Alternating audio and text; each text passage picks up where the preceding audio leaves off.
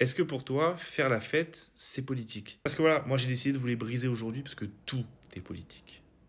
Tout. Je tourne la vidéo en post-fête nationale, donc à 3 jours près, donc c'est à semi de l'actualité. Sauf qu'on va pas parler du 14 juillet. Non, on va parler du carnaval étudiant de Caen. C'est génial. Et donc, au travers d'une étude ethnographique, on va montrer que la fête a perdu son sens originel. Et commençons par le commencement.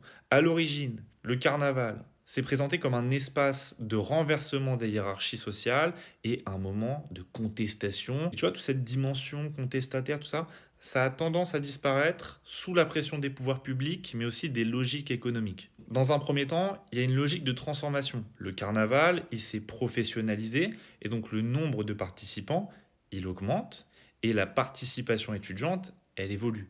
Et les coûts liés à la sécurisation aussi, qui conduit à une modification des parcours et des modalités.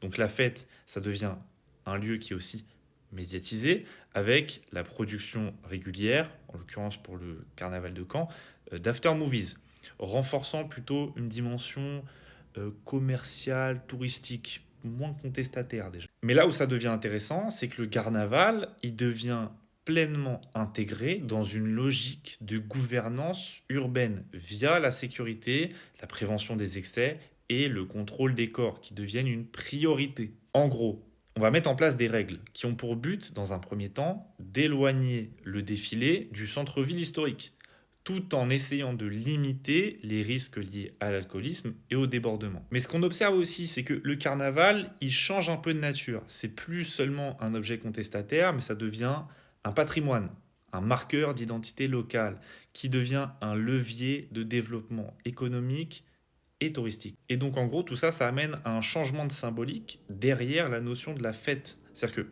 à la base, la fête, c'était un mouvement de contestation d'un petit groupe face à une élite dominante. Là où aujourd'hui, la fête, c'est devenu un moment de vivre ensemble, de rassemblement, de contrôle et de gestion de la vie sociale. Tout ça dans un objectif de cohésion locale, nationale, régionale, bref.